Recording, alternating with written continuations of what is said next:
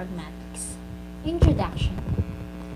Each year 1983 briefly mentions the label for the area that we will discuss in this module, namely Referential Pragmatics. He defines it as the assignment of reference to referential expression in a given utterance. The notion of reference briefly popped up in the previous module. Let us explore the area through an example. Consider this statement. The Palgrave editor visited me in my office today.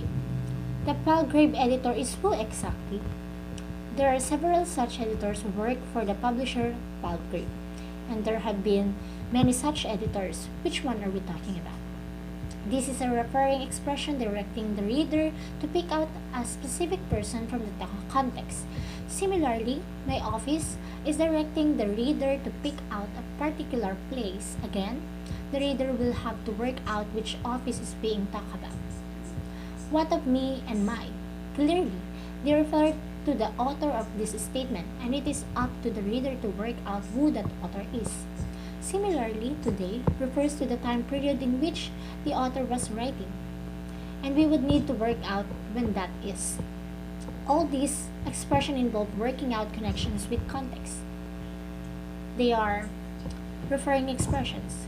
In a very general sense, all expressions used in relation to something out there in the world, a world which includes the discourses we create, can be said to involve reference to something. Reference, broadly conceived, is a topic of special interest in semantics and philosophy. This kind of very general relation is not our focus here. For more on this, see Fried's classic in year 1982-1952 work on sense and reference. We are interested in expressions, such as those in our example whose meaning will seem inadequate without the interpreter having made a connection with a specific part of a specific context, which they refer. Specific contexts are referent. The fact that those expression involves a reference, an entry to which they refer, means that all referring expressions presuppose the existence of an entity. We will use the term referring to denote the narrower, more dynamic. Indeed, pragmatic usage of expression that connect with context, both drawing meaning from it and shaping it. Note that referring expressions do not in themselves refer to entities, but are used and interpreted by participants as doing so. That is what makes them pragmatic. One key issue when considering referring expression is, naturally, what specific aspect of context the speaker is referring to. In pragmatics, there are at least three key dimensions involved in referring. Consider, for instance, the following excerpt from the film Four Weddings and a Funeral, which starts when Charles attempts to introduce himself to another guest at the wedding. How do you do? My name is Charles. Don't be ridiculous. Charles died 20 years ago. Must be a different Charles, I think. Are you telling me I don't know my own brother? No. We can identify at least three different forms of referring going on this rather confused interaction. First, we have both Charles and the guest referring to themselves and the other through various pronouns, including I and you. This involves pointing to a specific referent in their extra-linguistic context and, most importantly, indicating how this referent relates to some point of reference, here the speaker. This is traditionally termed deixis. Second, there is some confusion on the guest part, at least, as to whether Charles, when saying my name is Charles, refers to a person the guest already knows, or one he is getting to know at that very moment, or what we might term epistemic aspect of context. In this case, the speaker are referring to here different assumption about who they think the other person has in mind. When the speakers assumes that the hearer knows the specific referent in mind, this comes under scope of definiteness. While when the speaker doesn't make such an assumption, it is a matter of indefiniteness. The crux of the guest's confusion here is the guest has his brother in mind when Charles is referred to, and consequently thinks that Charles does as well. Third, some expression they are used to refer back to things they have said earlier. For instance, when the guest utters "my own brother," he is referring back to his previous reference to Charles who died 20 years ago. Instances where speakers are referring back to what has been earlier referred to in previous talk, or what might be termed linguistic aspect of context or context, comes under the scope of anaphora. In this module, we will be explaining in more detail the pragmatics of these three forms of referring. Supplying a list of English referring expression is not straightforward. However, as debates rage over where to draw the line with respect to what is referring and what is not, let us first briefly consider the extremes. All scholars who agree that verbs and prepositions are not referring expressions consider out example 2.1 above. The verb visited and the preposition in were the only items we did not claim to be referring expressions. To understand them, you do not need to pick out a specific visit or a specific spatial relationship with respect to the office. We ignore here the fact that visited carries a past tense marker. The other extreme is more controversial. Many, if not all, scholars would agree that to demonstrate this is a referring expression of some kind, but there are other possible candidates for referring expressions too. Table 2.1 lists English referring expressions that are thought to be so by many scholars. In broad terms, the categories of Table 2.1 are ordered from those whose meaning is more descriptive, more encoded in the abstract sense of the expression, to those whose meaning is more contextual, more dependent on a relationship with a specific contextual aspect. The former is more semantic and the latter more pragmatic. The book, a definite expression, has some descriptive meaning in the abstract. As a noun book denotes the concept of a book, although we do not know which particular book is being referred to. This adeictic expression has very little descriptive meaning in the abstract, although we may suppose that it concerns something relatively close in some way to the speaking voice, or compare with that. That organization of this module is based on this table. First, we attend to the extremes of the table, definite expressions, followed by deictic expressions, and then anaphoric expressions in the middle. In the final section, we take a more interactional view of how referring expressions are used and understood. Categories of English referring expressions. Category for definite expression, definite noun, phrase, proper nouns. Example, the book, Jonathan's course are more semantic. Michael Smith, Professor Beach. Another category is the anaphoric expression. Examples, he, it, they, her, etc. And for the deictic expression, this, that, I, here, now, tomorrow, and etc. This was more pragmatic. For the second lesson, which is definite expressions encode some semantic meaning in their nominal elements. For example, as mentioned above, book in the definite expression, the book relates to whatever mental representation you have for the concept of a book. Moreover, Fritsch, year 1892 to 1952, noted that a definite expression not only denotes something but also implies that it exists. We will pick up not only on this in our discussion or presuppositions in section 3.2.2. Russell, year 1905, however, argued that the key issues with expressions such as the book is not just that they imply existence, but that generally they indicate uniqueness. A particular book in our example. For Russell, definite expressions do not refer directly to something. It is simply a matter of finding a true match between the semantic descriptive content of the expression and any candidates for a match in the word. Others, such as Strawson, year 1950, argue from a more pragmatic perspective that it all depends on the issue of the expression in context.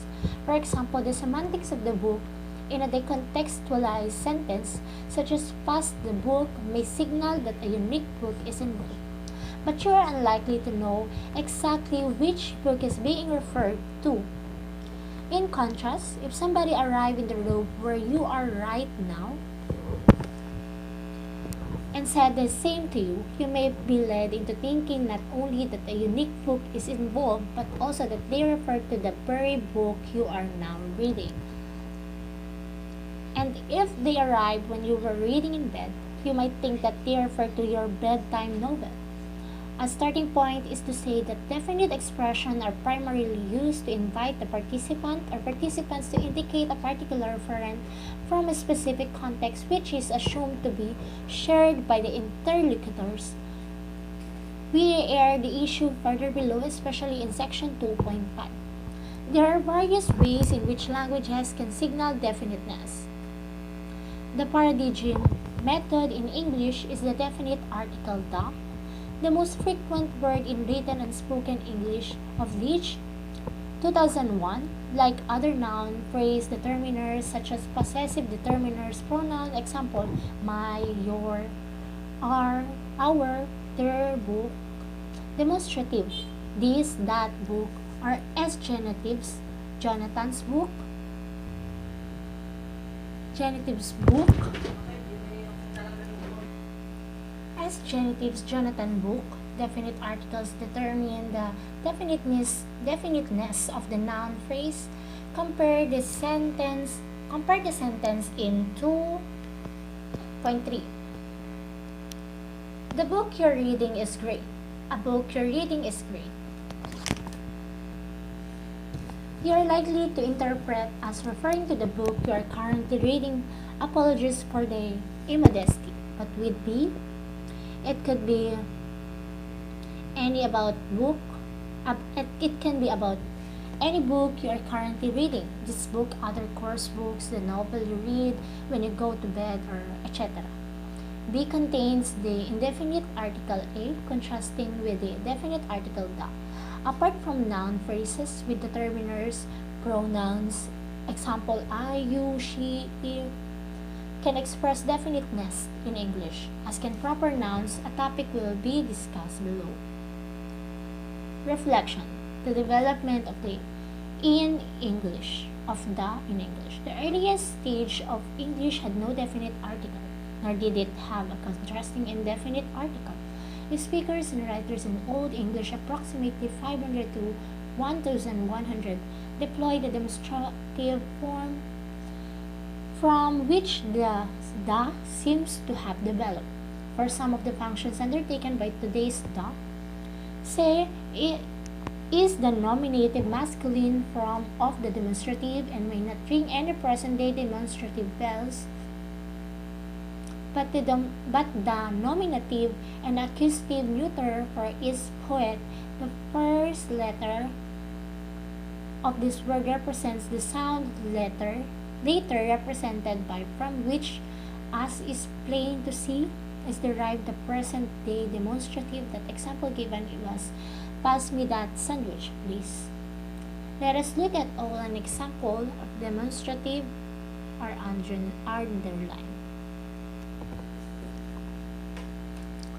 As one can see from the present-day translation, there are 2 points where the Old English demonstrative can be rendered by either present-day the or that, but signal definiteness. That is, they invite participants to identify a particular entity, particular archbishop, a particular year. Today, the difference between the and that in this context is that that, unlike the, is used to focus the target attention on something. But in Old English, the use is not so clear. Incidentally, the other instance of that is that heavenly life is not the same. In this case, it involves a dictic contrast with the previous demonstrative, this such that the referent moved from the relatively close state of this life to the relatively faraway state of that heavenly life. We will discuss dictic matters more fully in section 2.3, but the point to note here is that the Old English language or the Old English demonstrative se, along with its various forms, was deployed in a range of functions, including those for which we would regularly use the word da today. Over time, then a demonstrative form has developed into the definite article the English language has today. Note, with particular reference to Table 2.1, it has moved from the relatively contextual, extralinguistic category of dictic expressions to the relatively abstract linguistic category of definite expressions, in other words, from more pragmatic to less. English is not only in the way its definite article developed. Definite articles in Romance languages, example given was French, Italian, Spanish, such as le, il, el, lo, la, have developed from the Latin demonstrative ile or illa, masculine and feminine. Although there are complexities for specific dialects of these languages, although the categories in Table 2.1 do not always represent continuous links in a chain, if a particular item develops function outside its initial category, they are usually function that belongs to a less contextually determined category. They rely less on a specific context for a particular meaning and instead have the same meaning for a range of contexts. That is, they are more abstract. It is a matter of controversies as to whether that is true of all languages. Thus, not only are definite expressions often developed from dictic expressions, but anaphoric expressions are often developed from dictic expressions, and proper nouns sometimes develop into common nouns. Hence, eponymic nouns such as Wellingtons, cardigan, sandwich, sadism, and atlas. This movement is consistent with that has, in historical linguistics, been referred to as grammaticalization. As a lexical construction enters and continues along a grammaticalization pathway, it undergoes successive changes in meaning, broadly interpretable as representing a unidirectional movement away from its original or concrete reference and toward increasingly general and abstract reference. Paggiuca's statements make the connection with a movement away from meaningful anchor in a concrete context towards the abstract. Reflection. Marking definiteness. Many European languages are like English in having a separate word or words, marking definiteness. Other languages, such as the Scandinavian languages, Danish, Norwegian, Swedish, and Icelandic, and the Semitic languages, Hebrew, Arabic, and Kurdish, use an affix rather than a separate word. Yet other languages such as Latvian, Xhosa, and Indonesian regularly deploy demonstrative example given is this, that, for his purpose. English can also use a demonstrative signal in definiteness. Try substituting this or that for the in sentence. But it is not regularly deployed just to mark definiteness in the way that the is. Still other languages such as Chinese, Japanese, and Russian, and many other Slavic languages use none of these resources to mark definiteness. This is why, of course, a distinctive feature of English spoken by speakers of these languages is the lack of the definite article. Consider the sentence written by a Japanese Pragmatics student. It is principle of conversation. Indeed, some research on marking definiteness in English in interaction where all the participants are non-native speakers has suggested that dropping the Definite article with some instances where it would be required in standard forms of English and inserting it where it would be normally be grammatically required is a feature of English as a lingua franca. It is not the case that any one form, such as the examples of definite expressions in Table 2.1, will always have a referring function, which incidentally is partly why these are pragmatic, not semantic issues. Consider the sentence: bus and train are much the same price at the moment, though it's quicker to take the bus. This is not likely to be referring to a particular bus to any vehicle with the attributes of a bus.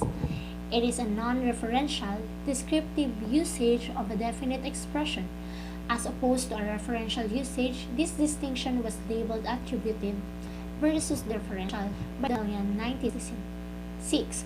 Here, we are talking about buses as opposed to any other mode of transport. The definite expression invites the interpreter to work out the more general category of transport, of which this is a specific subcategory or buses. So, in this case, the definite expression is not used to signal an act or identification, but a distinction between the specific and the general.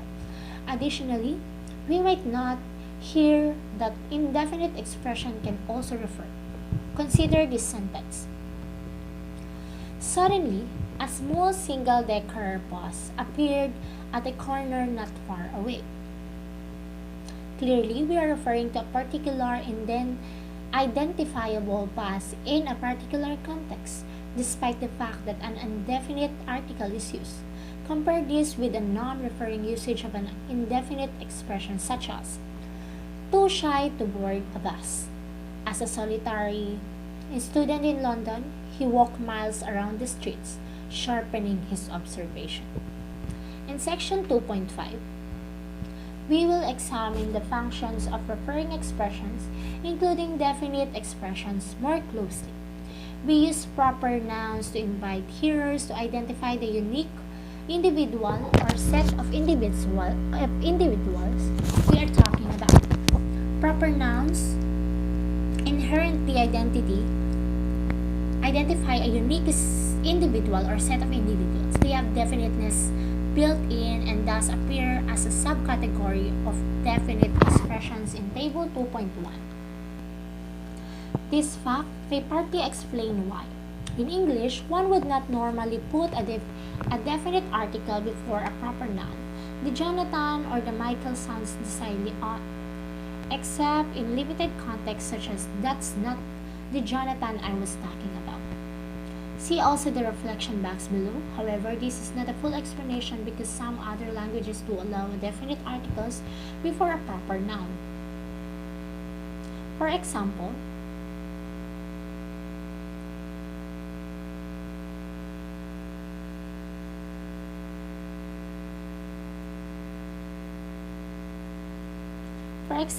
in some dialects of Italian, definite articles are systematically used before personal names, example, La Maria.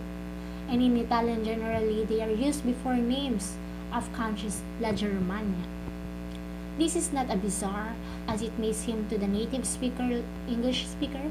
A century ago, Russell, 1910 to 1911, argued that proper nouns are not just empty shells used to refer to a particular individual, but are associated with a descriptive content which determines what they refer to, somewhat like definite common noun phrase such as the book. Reflection: proper nouns and meaning.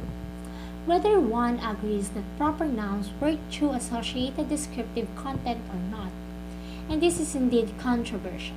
There is no doubt that proper nouns are not the purest of referring expression. They are not devoid of all abstract semantic meaning. They have rich connotations, with a line between connotative and denotative sense being fuzzy, as of the year 1993 to 140. Having reviewed a vast quantity of research, most of it North American, and conducted studies of his own, concludes that both first names and surnames differ in attractiveness and connote impressions of the name bearer's age, intellectual competence, race, ethnicity, social class, and other attributes. It is not difficult to understand how these different associations have developed. At different times, different names have been fashionable, and different social groups have preferred particular names. For example, the names Kevin and Tracy, though popular in the mid-80s, have experienced rapid decline. See figures in Dunking 1995, presumably because they became strongly associated with the young, moneyed, working class people of late Thatcherite Britain. While some scholars script 1972 may argue with some reasons against the descriptive content view, saying that proper nouns directly refer without any meditating semantic content. Proper nouns clearly do have connotations that assist not only in the assignment of reference in context, but also in the overall interpretation. For example, a tutor writing to someone, an elusive student may sign the communication Jonathan Cultiver as opposed to Jonathan in order to crank up the level of formality and thus strengthen the request order. The general and important point here that each proper noun has its own semantic coloring which feeds into interpretive processes or in interaction is true of all referring expression. Also, it is important to note that no one proper noun form is necessarily performing a referring function all the time. For example, Nick may be thought of as a proper noun, a proper short form of Michael, but it is a common noun in this sentence. When he first came in, I offered him a drink out of courtesy, and I think he thought I was taking the mick out of his drinking in the past. Indeed, proper nouns evolving into common nouns, so-called eponyms, is a regular method of word formation. We now turn to dixes. The category at the bottom of Table 2.1 we will discuss anaphora in the section following this one. Dixes relies heavily, though not completely, on the extralinguistic context to supply the referent and not semantic elements within the dictic expression itself. It may be helpful to note here that the word dictic is borrowed from the Greek diktikos or diktikos, meaning able to show, showing directly. Dixis involves connections between a reference point and aspects of the situations in which the utterance takes place. Dictic expressions invite participants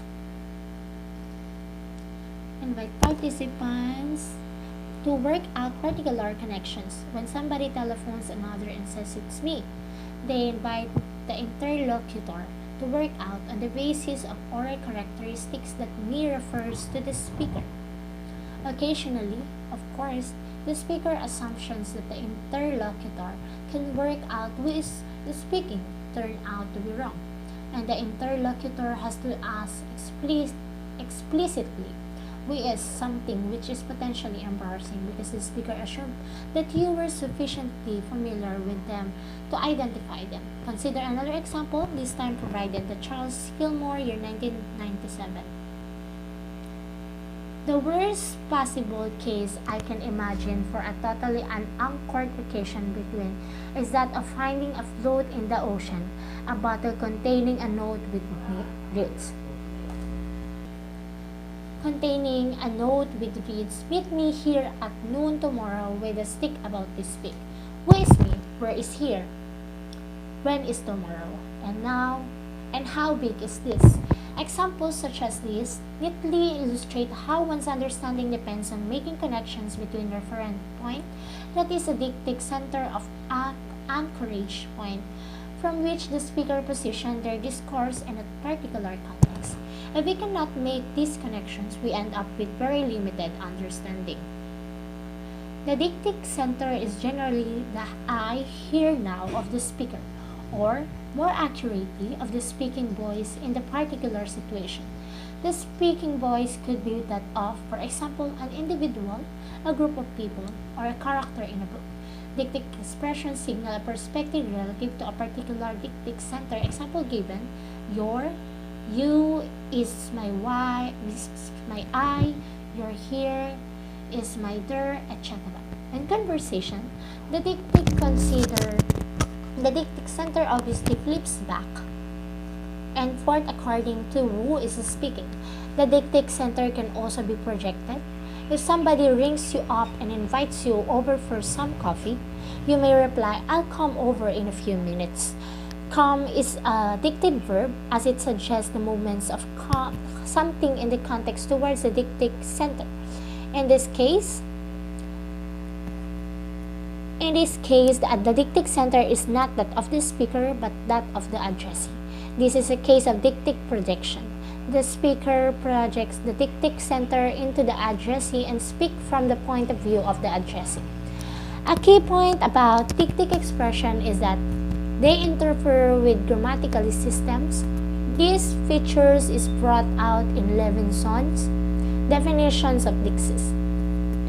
Deixis concerns the way in which languages encode or grammaticalize features of the context of utterance or speech event, and thus also concerns ways in which the interpretation of utterances depends on the analysis of the context of utterances. Expressions such as I, me, and my are most clearly part of grammatical systems. We shall see in a moment how the context of utterance has not always been grammaticalized in the same way in earlier periods of English. Table 2.2 displays the types of deixis traditionally identified and their associated expression. Of course, dictic expression can be used non-dictically. Consider the underlined items in this sentence. Read the small print, you never know what you may find. Now there is another way of advertising, and with Harrogate not coming off, I must say I'm quite keen on this. Expressions such as I, me, and my are most clearly part of grammatical systems. Here, you is a generic usage, not referring to anyone in particular. It is similar to one never knows. There does not pick out a particular location, but it is a case of essential there.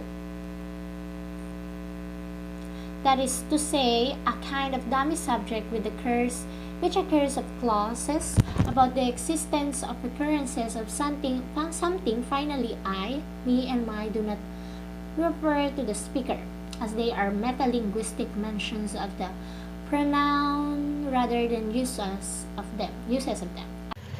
As Fillmore, year 1997, points out, even demonstratives, a category that seems to be purest category of dictic items, in fact have both dictic and non-dictic usages. Gestural usages such as this foot are supported. Table 2.2 Deixis types and English expressions. Deixis types are personal, spatial, temporal, and discourse. For a personal sample, I, you, we have also social relationship such as Joff, Mr. Leach, Professor Leach, Sir, Madam, Your Grace. For spatial, this, that, here, there, come, go, opposite, away. Temporal, now, then, today, next week, recently, soon. Discourse, that module, this means that, in the next module, and etc. By a gesture like pointing, they are dictic. Symbolic usages, in contrast, rely on general spatio-temporal knowledge. They could be accompanied by a gesture, but would still be understood without. For example, in this newspaper headline, Technology, let's make this country the best. The Guardian, 1 January 1913, it will be obvious to most UK-based Guardian readers that this country refers to the UK without gestures. The converse is also true. Typically non-dictic expressions as dictic expressions, as they are typically anaphoric, referring back to something mentioned previously in the course rather than connecting with the extralinguistic context. We will discuss anaphora in the following section, but it is not too difficult to imagine a context in which they clearly have a dictic referring function. Consider a reconstructed conversation during which a parent brings a crying baby into the room and an interlocutor says, "So, he's the one making all the noise." We should also keep in mind the fact that items within categories such as those of Table 2.1 vary with respect to the degree to which they are semantically descriptive and contextually pragmatic. For example, here indicates the speaker's spatial dictic center, but com also encodes the meaning of locomotion towards it. Let us elaborate on these particular categories of Table 2.2. Personal as a dictic category refers to the identification of three discourse roles in the speaking situation. The speaker or the first person, the hearer, the second person, and the party being talked about, the third person. Person is a hugely important grammatically category. First, second, and or third person is marked. Let us elaborate on the particular categories of Table 2.2. Personal as a dictic category refers to the identification of three discourse roles in the speaking situation. The speaker or the first person, the hearer, the second person, and the party being talked about, the third person. Person is a hugely important grammatically category. First, second, and or third person is marked or implicit in all utterances. An indication of its importance in English is in the fact that the second most frequent word in spoken English is I, and the third is you. As we noted earlier, the most frequent is he, is the. Personal dixis invites participants to identify the relevant discourses. Person markers are not devoid of encoding meanings. In fact, they rarely encode person alone, but also have other grammatical distinctions. In English, these are number example given I versus we, gender he versus she, and case she versus her. Note there that dictic person markers are typically the first and second persons, not the third.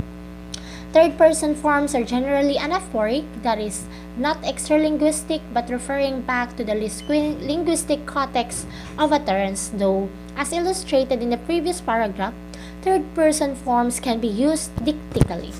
Reflection person markers in the history of English. English used to have a somewhat different system of grammaticalized expressions available for dictic purposes. Regarding personal pronouns, one notable difference concerned number, but today we can use most personal pronouns to distinguish number insofar as the referent is singular or plural. Example given is I versus we. In Old English, there were also the remnants of the dual forms of the first and second person pronouns. Thus, wit means we both, and yet means you both. This, of course, would also have implications for what at the time counted as plural in this grammatical system. It would have been more than two, whereas today it is more than one. However, the area of radical change concerns the second person pronouns. Elizabethan English, for example, offered a choice between two sets of pronominal forms for the second person, the forms ye, you, your, yours, and yourself, the you forms, and the forms thou, thee, thy, thine, and thyself, the thou forms. In Old English, you generally use the first set for a plural referent and the second for a singular. But by Middle English, the variant chosen could have significant social implications. These items had taken on a stronger social dictic role rather than just personal. The usage of these sets is a matter of great controversy. Brown and Gilman, year 1960, predicted that high status social equals use you forms to each other. Low status social equals use do forms to each other. High status individual use do forms to lower status, and low status individuals use you forms to higher status. These predictions fit the usage of Middle English reasonably well.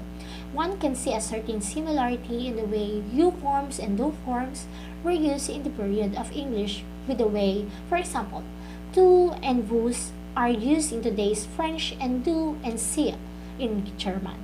However, these predictions become more and more unreliable as we move toward the 17th century. The meanings of any particular usage had increasingly to be inferred from the specific of context. Take this brief extract from the Merry Tales of Skelton, year 1567, as an example. In this tale, Skelton, a parson, tries to persuade a cobbler to go to war. Never you be a tall man, and in the king's wars, you must be here standard. Generally, in this tale, Skelton uses do to be cobbler. That fits the theory which predicts a high status participant using do to a lower status participant. But despite the differences in social status, Skelton uses you to the cobbler. When he does so is a pragmatic issue, not simply a matter of correlating usage and status. Here, Skelton is trying to be persuasive, using your lens, a note of respect. Ultimately, that do forms have become obsolete, except in some areas of Yorkshire and Lancashire and some religious contexts. The fact that English second-person pronouns have now been reduced to a single set of forms based on you, without any encoded meanings regarding number of social positions, mark English out as distinctive from many languages, especially European. By way of postscript, it is worth noting that some dialects of English have relatively recently developed the plural form yours. I use. Liverpool English is a case in point, and this expression has been identified as characteristic of at least some Australian and Irish speakers of English, Horvath, year 1985. In some dialects of American English, particularly in the South and Texan regions of the U.S., other second-person plural forms such as ye all and yeons can be found. In Table 2, we have split personal dixes into two subcategories, one pertaining to participants marking and the other pertaining to social relationship marking. The latter subcategory is often referred to as social dixes. There is absolutely no hard and fast distinction between these two subcategories. See Marmari 2, 2000. The history of you forms and do forms in English is a case in point. Today, English relies largely on vocatives, expressions usually used to address people, to mark social relationship, especially in the form of noun phrases usually comprised of proper nouns and or titles. Note, of course, the overlap here with the discussion of proper nouns in section 2.3. However, remember that we are focusing on dictic uses of proper nouns. Compare the dictic jof come here with the non-dictic jof came here. A summary of social dictic expression in present-day British English with very brief indications regarding context of usage and the proper proportion of uses accounted for by each type, expressed as a percentage. It as follows from Leach, 1999. Endearments: darling, love, sweetie, typical address between close female family members, sexual partner, and favorite people. Family, kinship terms: mom, mommy, dad, daddy, ma, pa, grandma, granny, grandpa, granddad, typical address to family members of an older generations. Familiarizes, example given, guys, mate, fox, brother, Typical address between males signaling solidarity. First name, a typical address between friends and family members, as well as others, even causal, casual acquaintances. A subgroup of first names is familiarized first names, shortened with first names and or with the pet suffix y, i.e., example given, March, Tom, Jackie. Title and surname, example given, Mrs. John, Mr. Graham, Miss Morrissey. Typical means of marking a more distant and respectful relationship. Honorifics, example given, sir, madam, ma'am. Relative rate, in English, they may occur in situations such as formal service encounters where there is a markedly asymmetrical relationship within speakers. Others see below. Although relative rare, there is a wide range of other forms limited only by one. Creativity by Brett and 1999 provides some illustrations. Hello, lazy. Oh, make your bloody mind up, boy. Come on, you reds. Come on, you reds. Come on, you reds. Those of you who want to bring your pets along, please sit in the back of the spaceship. As might have been observed from the above summary, social dictic expressions mark not only social relationship but also, amongst other factors, settings, and in particular their degree of formality. A good example of social dixis restricted to a particular setting is the use of surnames only in more traditional schools, notably British public schools, not just by teachers to pupils, but also to an extent between pupils themselves. Reflection, social dixis across languages. Person marking varies hugely from language to language. Consider, for example, that Fijian is said to have 135 person forms, whereas Madurese, an Austronesian language, has only two. See Wirksha 2004. One of the reasons for this is that person marking interacts with the sociocultural context of the particular language, as Mu Luster and Hari, year 1990, quoted in Siwerska, year 2004, comment, pronominal grammar provides a window to the relationship between themselves and the outside world. Obviously, this fact is most salient with respect to social dixis. Non-singular second person marking when addressing a single person is often a way of signaling social distance difference, particular in the context at an age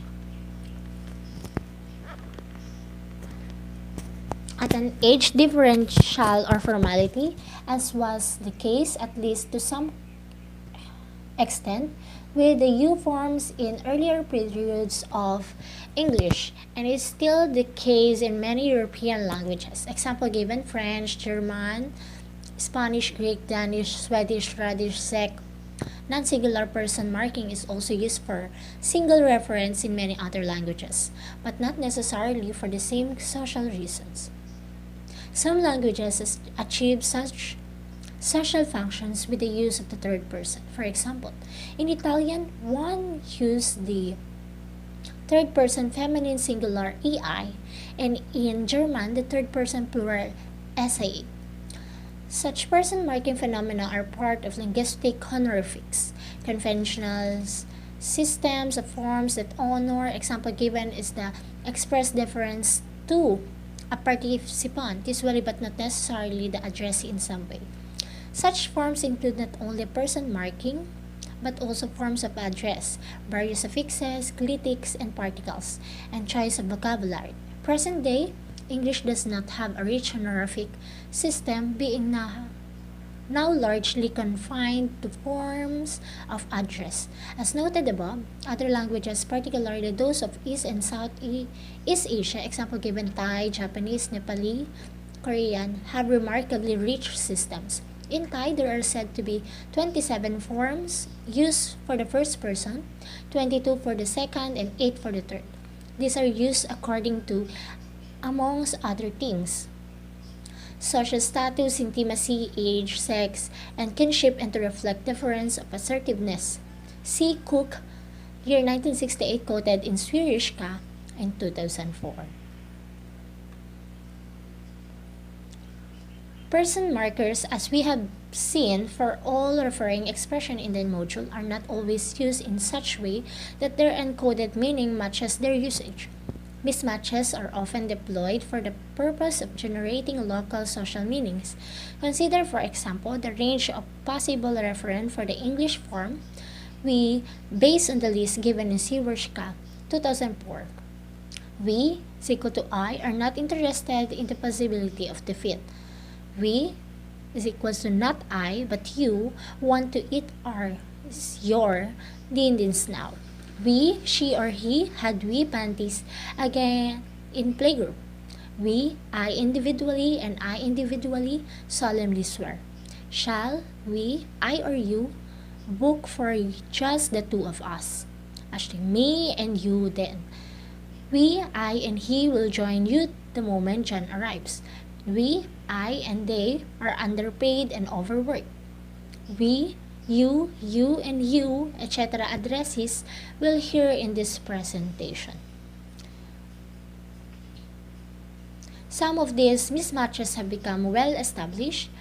It is of course the royal we, pragmatically I, a more recent example of which are the words of Margaret Thatcher upon discovering that she had become a grandmother in 1989. We have become a grandmother. The royal we might, he said, to be a case of self-difference. The speaker is the honorific focus. It is a typical usage of the exclusive we, pragmatically not I, where the avoidance of the pronoun you in requests or commands lends a veneer of politeness. See Wills, 1996, for a full discussion of we and other English pronouns. As can be seen from Table 2.2, a category of dictic expression can express spatial relationships. As far as English is concerned, spatial dixis typically expresses a relationship relating to distance between the dictic center of the speaker and a referent. English has a proximal or distal, as in near or far contrast, as might be illustrated by items such as here or there and that, this and that. However, usage of these items, particularly the final set of demonstratives, is not always restricted to physical spatial relations. In the extract from Shakespeare below, John of Gaunt laments the fact that England is not what it was. England has been sold out by Richard II, the current king, in pursuit of his own glory. The contrast is between proximal this England, near in time, and distal, that England, further always in time. The royal throne of kings, this scripted isle, this earth of majesty, this heat of Mars, this other Eden, the me paradise, this fortress built by nature for herself, against infection and the hand of war, this happy breed of men, this little world, the precious stone set in the lower sea, which serves it in the office of a wall, or as a moat defensive to a house. Again, against the envy of less happier lands, this blessed flat, this earth, this real me, this England, is now leased out. I die pronouncing it, like to tenement or pelting farm, England bound in with the triumphant sea, whose rocky shore beats back the envisage of watery Neptune is now bound in with shape, with inky blots and rotten parchment bonds, that England, that was wont to conquer others, hath made a shameful conquest of itself. We might also briefly note that sometimes the issue is one of focusing the target's attention. Thus, while here she is, might well convey the fact that somebody has arrived in the vicinity, It also draws attention to the fact and that in I'd like that one said of several items all the same distance from the speaker focuses the target's attention on one particular item. Today, English dictates special expression are part of a two-term system. However, English used to have a three-term system. In addition to the adverbs here and there, English had the expression yonder, and in addition to the demonstrative this and that, it had the expression yon. For example, yonder, man of lost it. These items were used for entities at some distance from the dictic center but still within sight. They are a kind of medial stage between proximal and distal. Modern Spanish is an example of a language with a three-term system, este, ese, and aquel, based on similar lines. Other languages differ from English with respect to the number of terms used and the kind relationship captured. Modern German is a case in the point, while modern spoke German has a verb conscious with her, and don't. It does not have a demonstrative conscious of the type achieved in English by this and that. Demonstratives occurring with nouns are comprised of dieser and stressed, der, die, das. The unstressed latter items are usually considered definite articles. However, as this year 2008 points out, what makes all these items demonstrative like rather than definite articles, like is their pragmatic function. Like distance mark demonstrativeness, these expressions are commonly used to focus the hearer's attention on entities and the surrounding situation, which is not what speakers usually do with definite markers. Readers will note some similarities here with Old English as discussed above. Some languages mark even more degrees of distance. Malagasy apparently uses 7 demonstrative adverbs and 6 demonstrative pronouns to mark increasing degrees of distance from the speaker. English has a special dictic system based on degrees of distance between the speaker as dictic center and the reference. Some languages have a different kind of relationship as their basis, one that is less egocentric and not based on degrees of distance. Japanese is an example of the language that factors in dearness or not of the referent of the speaker. The hearer and the speaker and hearer, thus it has how this might work. For example, with sono, the speaker projects the dictic center onto the hearer. Such dictic systems have been described as person-based system as opposed to distance-based system. Anderson and Keenan, year 1985. Finally, we briefly note here that some Austronesian languages do not take any speech participants as dictic centers, but orientate towards absolute geographical location points, such as seaward versus landward, or even simply coordinates like north, south, east, and west. The final category in Table 2.2, temporal dixis, concerns expressions which can convey relations over time. As far as English is concerned, they typically express a relationship between a dictic center and the time of the speaker's utterance. Now refers to a span of time encompassing the speaker's utterance. The use of the present tense as opposed to the past can mark the speaker's current time of speaking. And auxiliary verbs such as will, shall, going to, etc. can mark some point in the future. Tomorrow, next week, yesterday, ago, etc. indicate a span of time in relationship to the speaker's current utterance. Dictic expressions, as we have seen, are usually taken as referring to entities in the extralinguistic world. Some scholars have also distinguished discourse or textual dixis, which involves making a connection with a segment of discourse. Consider this reconstructed word said by a tutor at the end of a lecture in the UK. That's the end. but don't rush off just yet. As I have said at the beginning, I have some announcements. Here they are. They display and read announcements on a powerful PowerPoint slide. That points back to the preceding discourse. Lecture here points to upcoming discourse. Given that we are now dealing with textual links, this category of thesis is not so pure. It also overlaps with the notion of anaphora, which we will discuss in the following section. Though it is in principle distinguishable on some counts, as we will know. Anaphora.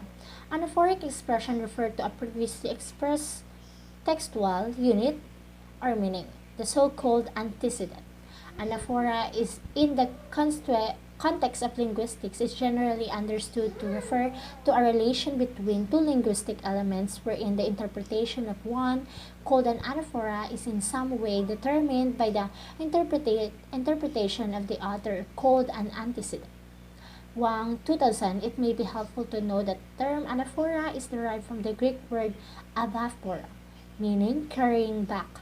Here is an example. Letter A. Should Michael peel the potatoes on the board? B. Yes, he can do them there.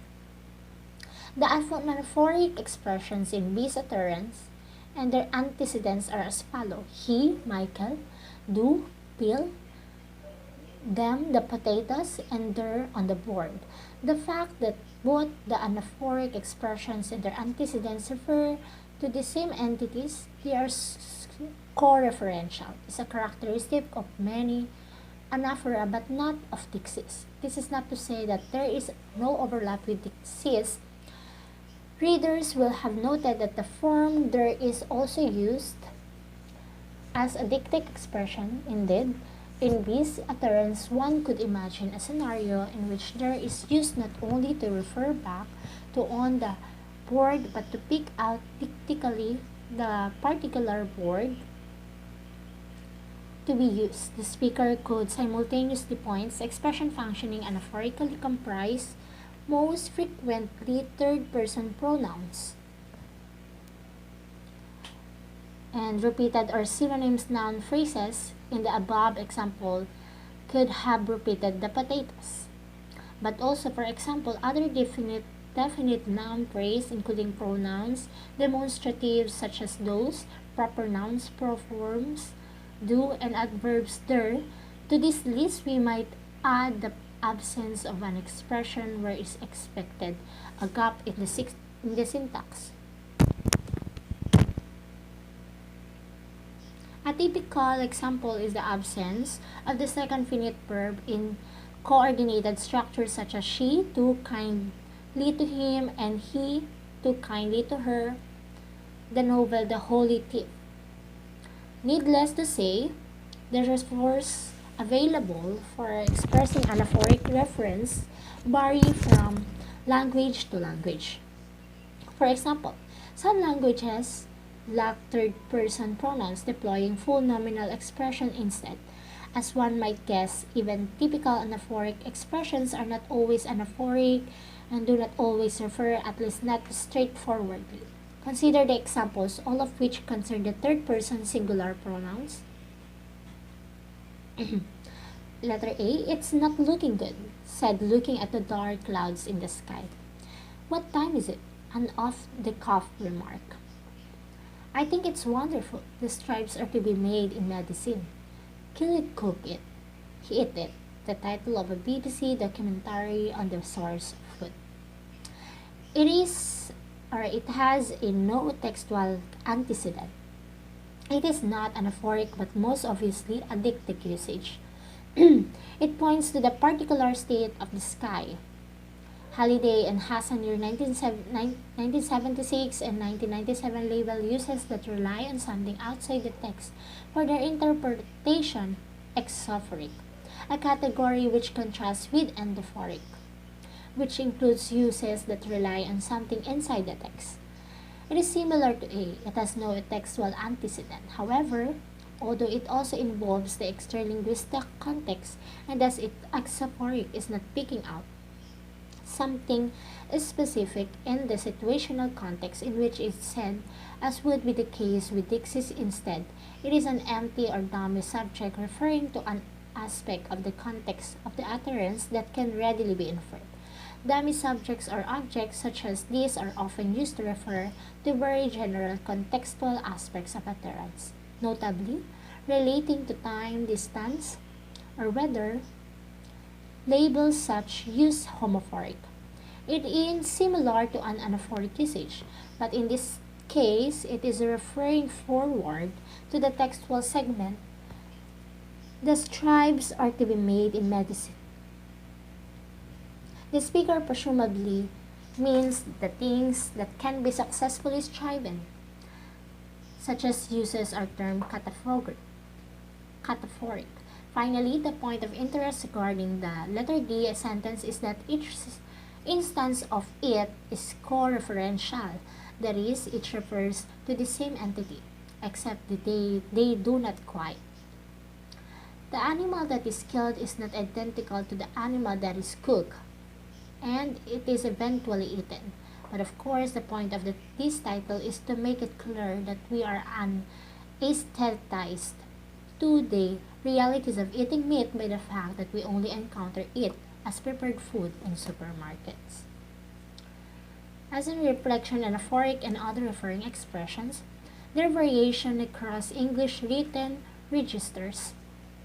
Explore the usage of referring expressions, particularly anaphoric expression, across different registers.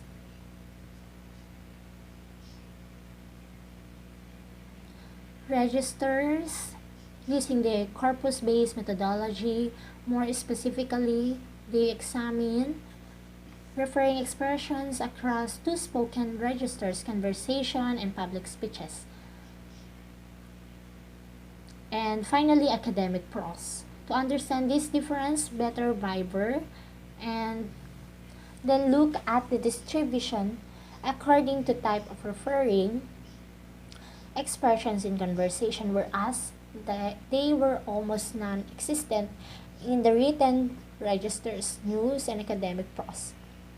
Those written registers were dominated by anaphoric nouns. In other words, people, not surprisingly, dominated by anaphoric nouns. In other words, people, not surprisingly, regularly refer to aspects of their immediate extralinguistic context in conversation, whereas in the written registers, they refer to aspects of the previous text. They also look at the average distance between the referring expression and the antecedent in the various registers. Some large differences emerge. The averages are conversation, academic prose, and news reportage. The referring expression occur much closer to their antecedent in conversation can be partly explained by the fact that government is conducted online with all mental processing pressures that implies referring expressions with short distances to their antecedent and easier to understand. But this finding is also a consequence of the referring expression type. Exaphoric referring expressions do not have interviewing textual materials. They refer directly to the reference. 2.5. Using and understanding referring expression in interaction. 2.5.1. Referring expression and context. Here, the following is the beginning of Key Casey's novel, One Flew Over the Cuckoo's Nest, year 1962. They're out there. This is a creative way to begin a novel. It creates psychological prominence. We have the outline of a puzzle here, but not the pieces with which to complete it. We know that some group of people are located in some space away from where the speaker or writer is. The referring expression begins to build the point of view of one particular character, the protagonist, who is incarcerated in a mental institution. It flags the kind of context that needs fleshing out. This helps achieve the dramatic purpose of the novelist. Let us look at another literary example. This is the first stanza of W.H. Auden poem, Funeral Blues, Stop All the Clocks, year 1936. Stop all the clocks. cut off the telephone, prevent the dog from barking with a juicy bone, silence the pianos and within muffled drum, bring out the coffin, let the mourners come. As we pointed out in section 2.2, definite noun phrases presuppose that the existence of their reference and can be used to invite the participants to identify a particular referent from a specific context which is assumed to be shared.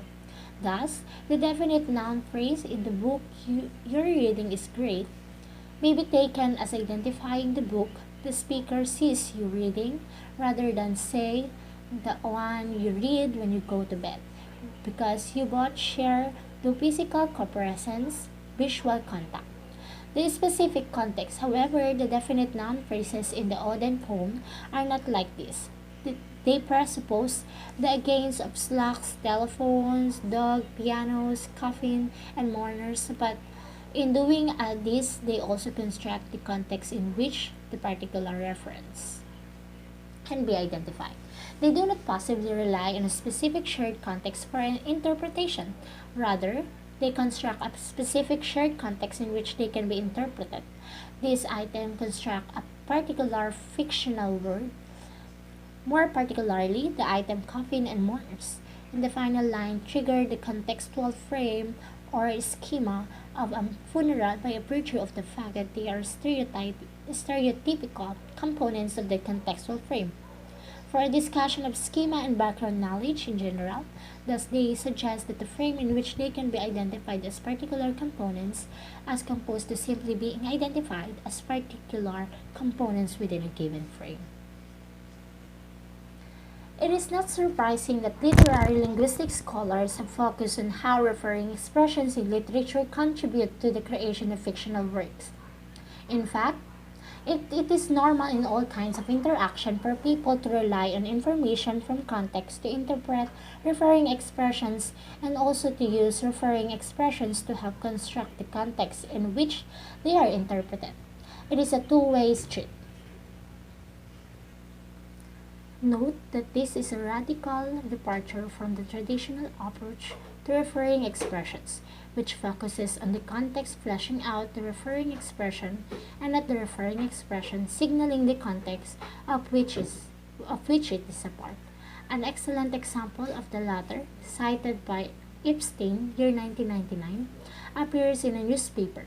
In this example, a sports commentary writer reflects on the city of Los Angeles, loss of two professional football teams who used to play there. So we lost the Rams and the Riders. Lost our innocence, but hold the flowers. Put away the handkerchief, stop the sobbing. We still have the Rose Bowl, haven't we? Original emphasis. Like the poem above and probably partly inspired by it. The definite pronoun phrases, the flowers, the handkerchief, and the sobbing refer to stereotypical components of the frame of the funeral. The funeral frame itself is not mentioned prior to the usage of this definite noun frame. As Epstein, year 1999, comments, the frame itself need not to be directly evoked at all but can be activated simply by mentioning some of its salient elements. In section 2.2, we wrote that definite expressions are primarily used to invite the participants to identify a particular referent from a specific context which is assumed to be shared by the interlocutors. The use of primary was judicious because the uses of referring expression discusses in this section creating psychological prominence. Expressing viewpoint or triggering frames do not fit with the idea of identifying particular reference from items in a given category. Epstein, year 1999, suggests that thinking in terms of accessibility is preferable, and we will expand on the notion of the following section.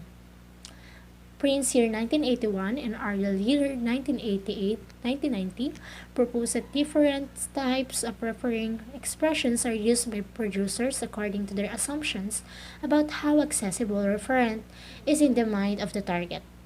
Ariel, year 1988, proposes an accessibility marking scale along with which referring expressions are ranked according to degrees of accessibility. Thus, at one end, producers use zeros or gaps, pronouns and demonstrative pronouns for highly accessible reference, while at the end of they use long definite expressions and full names in refer to less accessible reference. For example, in saying have you got it with you, the producer assumes that the referent of it is highly accessible to the target. One does not have to spell it out.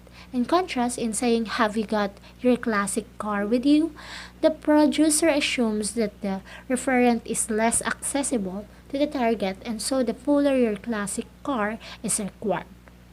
The accessibility of reference is said to be determined by four factors: the saliency of the referent, the recency of a previous mention, the number of other referents competing for the role of antecedent, and the degree of cohesion between the units that the expression and its antecedent occur in.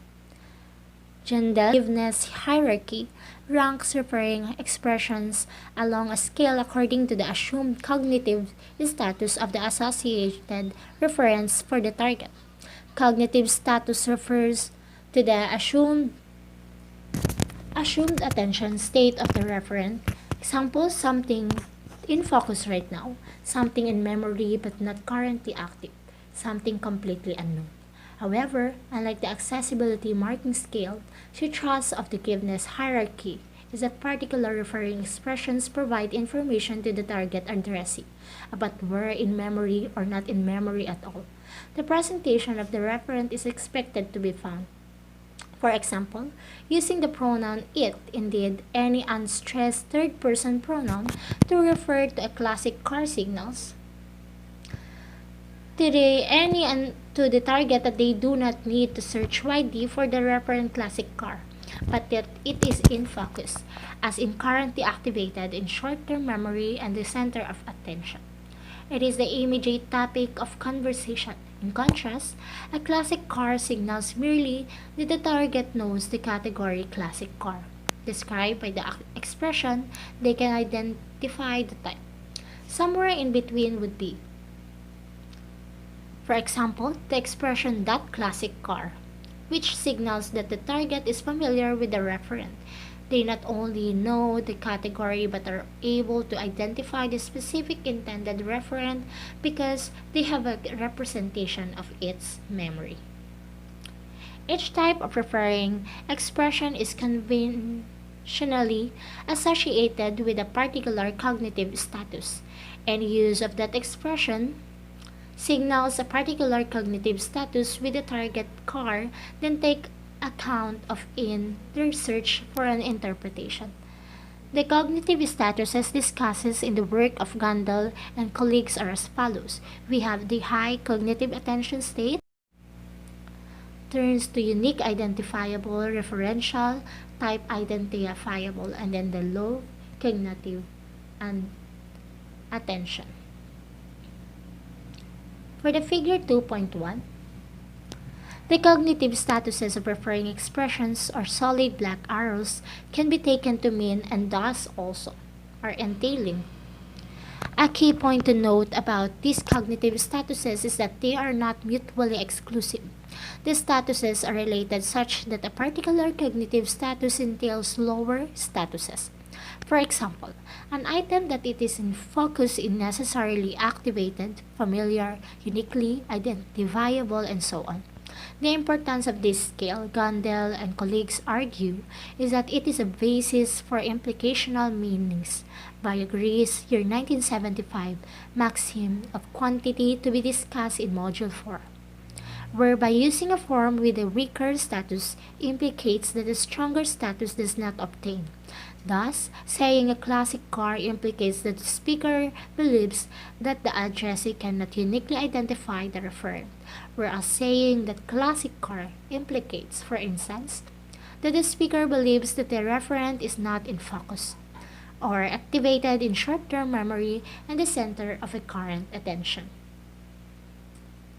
At the heart of the joke are the different understanding arising from the demonstrative this in the second utterance of the receptionist. Most likely for the receptionist, referred of this he has activated status as the baby was mentioned in the immediately previously sentence, though it was not the topic, hence it was not in focus. In the receptionist's second utterance, her first baby is the topic, and thus it is brought into focus according to the giveness hierarchy. We might have expected a husband to reply no, it's not her first baby, or yes, it's her first baby.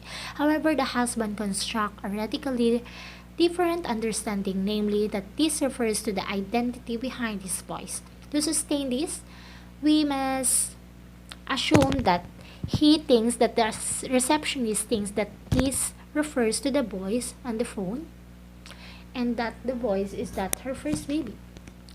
In this scenario, this merely has the status of being referential, that is, referring to a particular voice but not one that is even uniquely identifiable. This, of course, is completely improbable because their respective identities have in fact been established. The social dixis of the wife implies that he is the husband. They at least have the cognitive status or activated. The giveness hierarchy usefully throws light on how the choice of referring expression works.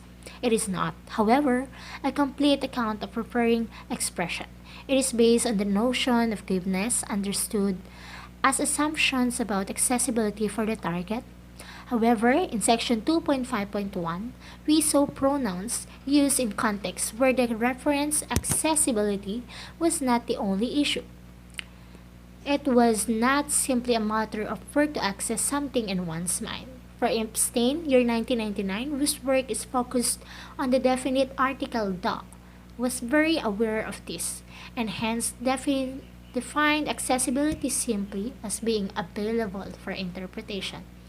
He concludes from his analysis of real data that the article seems to be an instruction which prompts the addressee into making the appropriate conceptual construction for interpreting the nominal in discourse.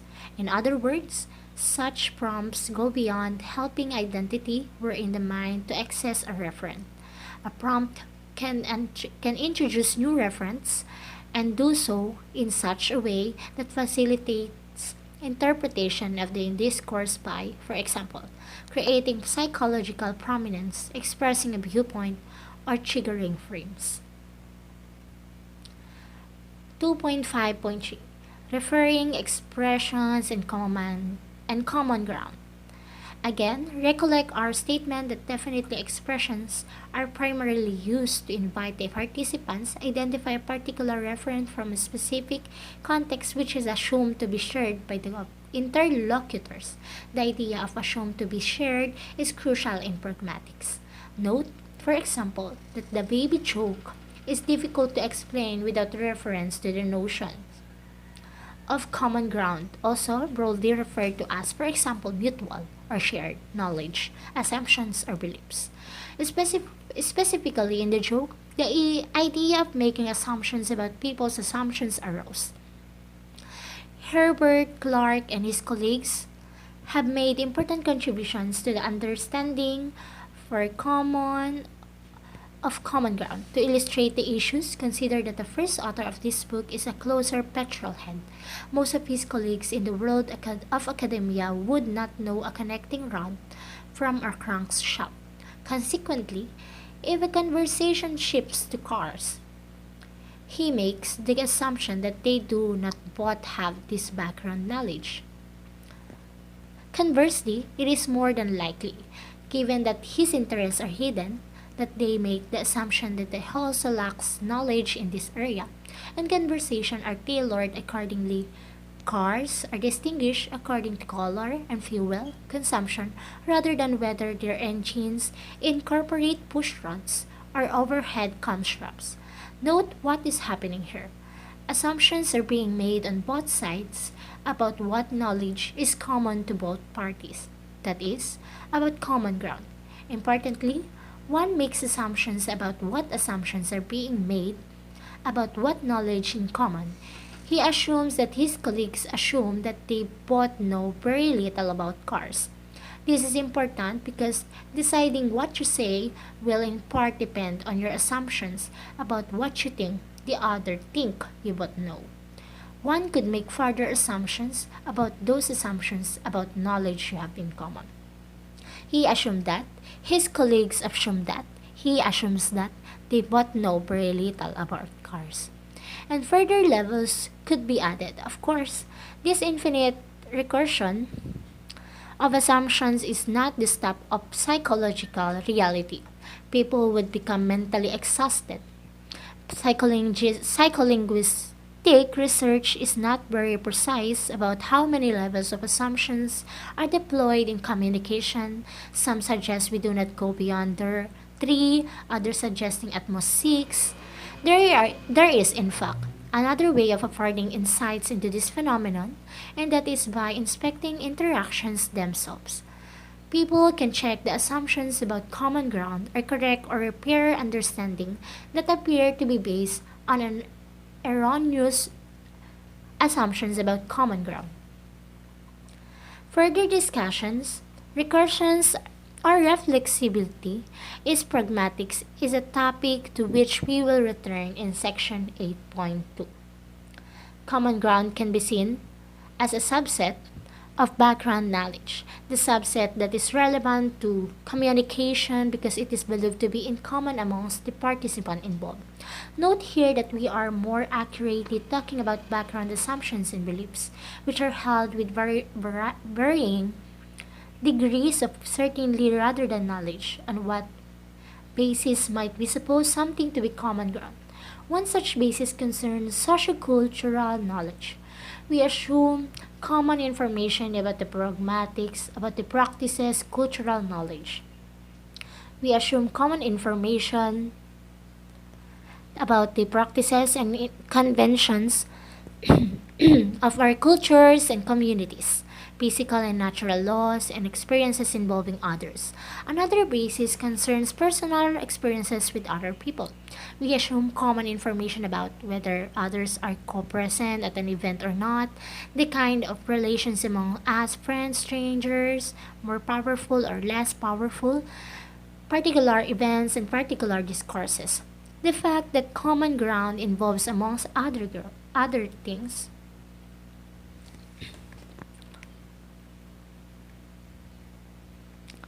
shared knowledge of particular discourses is important in a number of respects, as everything that is said in a discourse potentially constitutes part of the common ground for those participants party to the discourse, along with the other happenings that accompany the conversation. Discourse, of course, is dynamic, and if it is, amongst other experiences, feeding common ground, then common ground is dynamic too. Another issue to which we will return in the following section. People tailor their referring expressions according to assumptions about common ground. A definite noun phrase, a dictic expression, or an anaphoric expression invites an interlocutor to interpret something in a particular way, often to pick out a particular referent in common ground. Whether or not your interlocutor will be able to do this is calculated gamble, based primarily on one's understanding of the common ground that pertains. If you say, "Can you repeat that, please?" you assume that interlocutor will understand what your dictic that is referring to. Or if you say, "Can you pass me that?" you assume that your interlocutor can understand that you dictate that is referring to the pepper mill she has just been using in front of you. A reflection, recognitional dixis of tingami. A specific phenomenon that is strongly dependent on common ground concerns nominal expressions such as tingami, tingamajig, tingamugab, wuhar, what's his name, what do you call it, and what you know what. Such expressions, unlike the definite noun phrase discussed earlier, provide little descriptive information to help me one work out what is being talked about. Yet, In the shared context of a dinner, an expression such as tingami is likely to be taken as a reference to the pepper meal on the table and was equally like to have been used in the expectation that its reference would be assigned. Recognitional thesis is a label coined by Infield year 2003 for such items. It acknowledges that they behave like dictic expressions, picking out items relative to the speaker's here and now, but also that they rely heavily on common ground to be successfully recognized. Why might we use such words? Consider these examples of recent usage of tingami taken from the Oxford English campus. Society anyway, back to the point. Mandela has little to do with this US versus Iraq tingami, and it means that he can speak out in a way that many others can buy. He's terribly involved in the whole Zimbabwe tingami, and it means that he can speak about that. Blah I partook of the lamb shank, and Ma had hibim tea, had the beef tingami. This is because some of sort of technical tingami happened with our hosting tingami. Although you do not have access to do the full context, it is quite easy to see that they are often used in contexts where specialized lexis would be required, or where there are restrictions on the obvious term. In context, it is highly likely that they will present few difficulties because the participants have a common ground. Additionally, it is not the case that such expressions present participants with no descriptive information at all. In fact, they offer constraints and interpretations. This point is spelled out by Infield year 2003. He suggests, for example, that the speaker's message in using what's his name could be defined as someone's male. I can say this person name how by saying what's his name. I think you'll know who I'm talking of. The contrast with, for example, you know what, which may have both avoidance and conspirational functions, whereby a speaker deliberately avoids saying a certain word either to prevent potentially overhearing third parties from understanding and or to create exclusive ear between interlocutors. Thus, for in section 2.5, we have raised a number of issues that are key of interaction, including the idea that referring expressions are not simply enriched by context but can also be half constructed. The choice of referring expressions is influenced by the speaker's assumptions about the degree to what the referent in the target's mind. And the choice of referring expression is influenced by assumptions about the common ground that pertains between specific interlocutors. This section briefly explores two further notions at the heart of interactions. One is that process of choosing and enriching referring expressions is dynamic. As we noted in the previous section, shared discourse plays a role in feeding common ground. Here we see the participants using discourse to establish common ground.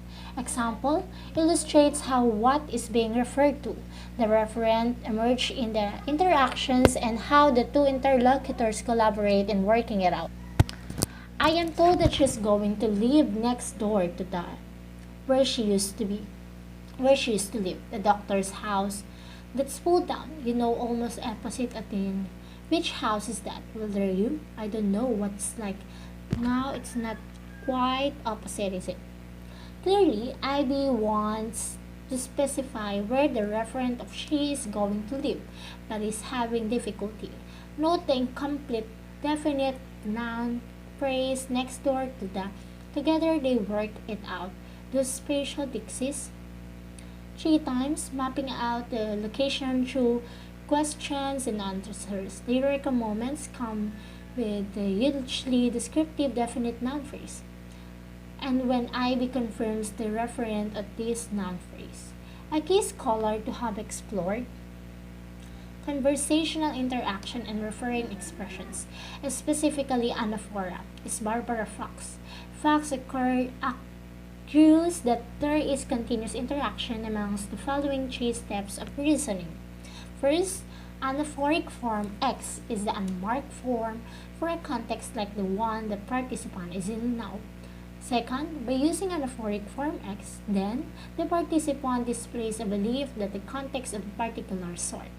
Third, if the particular displays belief that the context is of particular sort, then the other parties may change their beliefs about the nature of the context to be in accord with the belief displayed.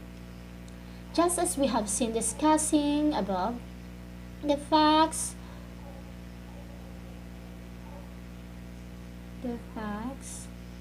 anaphoric choice at once is determined by and itself determines and structures of the thought.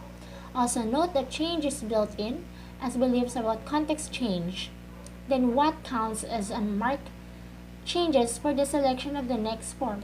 What this means then is that the usage of referring expressions and what counts as their reference in context is not only a two-way street but a street whose direction is constantly shifting as it is mapped out by its traffic. Or, to put it another way, the meaning of referring expressions emerge in a dynamic fashion as the interaction progresses. Facts suggest that the basic patterns in non-story conversation is that first mention of a referent in a sequence are done with a full noun phrase, and thereafter a pronoun is used to display an understanding that the sequence is not closed. Conversely, using a full noun phrase displays an understanding. However, what counts as a sequence varies from genre to genre, as we have seen in the reflection box on variation across English written registers. The usage of referring expression varies hugely across genres, so what will count as unmarked will vary. Moreover, note that this is a basic pattern. Participants can exploit it. One context in which this can be happen disagreement. Note the final line of this example from Fox Datas. Those Alex tanks weren't they? Pardon me. Were they belong to Alex. Alex had no tanks. Alex is trying to buy tank. Here, the use of proper noun Alex instead of the pronominal he is geared toward attracting the attention of the first speaker to the fact that her or his assumption about Alex are incorrect. Moreover, Noning Year 1996 observes that proper nouns can be usefully deployed in contexts where the speaker wishes to display his or her authority to speak about a particular reference as a common in disagreement context, and it fits here. Reflection. The use of mate in interactions amongst Australian speakers of English. We earlier mentioned in passing that familiarities such as mate are often used in British English and as means of signaling solidarity amongst males. However, recent work by Randall Short in 2009 indicates that amongst Australian speakers of English, at least younger females are now also using the term mate as an adjective, rather than being seen as a term used primarily by men to show equality or egalitarianism. It is perceived as a friendly and fun term used to show intimacy. This indicates that the use and perception of socially dictated expressions can change over time, or at least they can change across generations of speakers of English. Randall Short, year 2010, also illustrates in a follow-up study how the sequential placement of mate contributes to the understanding of participant about its function and implications in a particular context. It was found in her study that mate very often occurs after an assessment, agreement, acknowledgement, or appreciation. In the following interaction, for instance, a father congratulates his son. This son's appreciation in the following turn followed by mate. In such post-position context, it is used to signal open friendliness. However, in rejecting the acknowledgement, The father subsequently uses mate in the middle of his turn rather than it being post position. In this case, the use of mate mitigates the force of this disagreement. We can see then that the sequential positioning of a referring expression can contribute, at least in part, to the interpretation of its particular function. We will return to consider the issue of sequentiality and speech acts in Module 6. In conclusion, while it is clear that no referring expression is devoid of semantic meaning, he has the sense of something singular and usually male, the proform do of some kind of action and etc. Definite expression, dictic expressions, and anaphoric expressions depend in large part of their full meaning on both the hearer working out the relevant reference, the speaker choosing referring expressions to nudge the target's understanding in the relevant direction, and both the speakers and the hearer collaborating in these processes. This is why they are both a semantic and a pragmatic phenomenon. We should also remember that referring expression forms do not always refer it. The second word for this paragraph, for example, is not referring. We need to work out when they do and when they do not. The converse is also the case. Sometimes non-referring expressions refer. Our final section 2.5 focuses on the uses and understanding of referring expressions in interactions. We pointed out that the referring expressions are not simply empty slots filled with contextual information. Those referring expressions can and often do trigger the relevant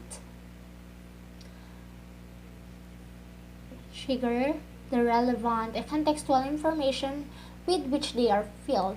They can be used for a range of functions, including the expressions of psychological prominence or a particular viewpoint.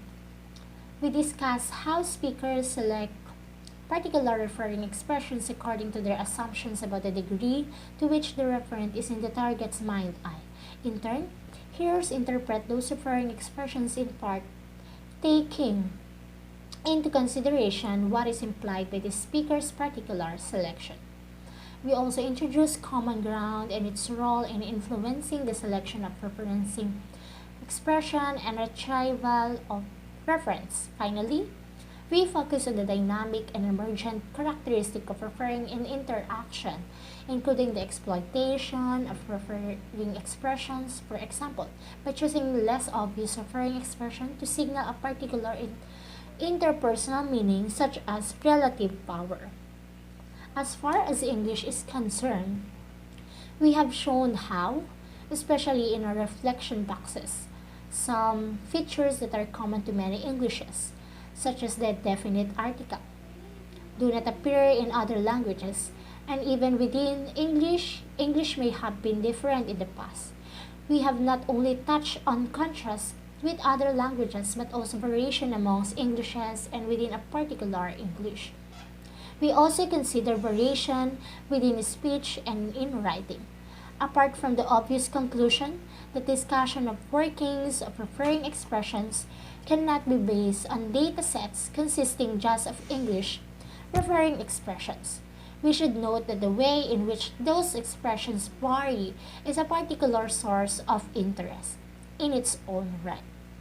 Whether it is accounting for changes from demonstratives to definite articles in terms of grammaticalization, differences amongst written genres, or the role that referring expressions undertake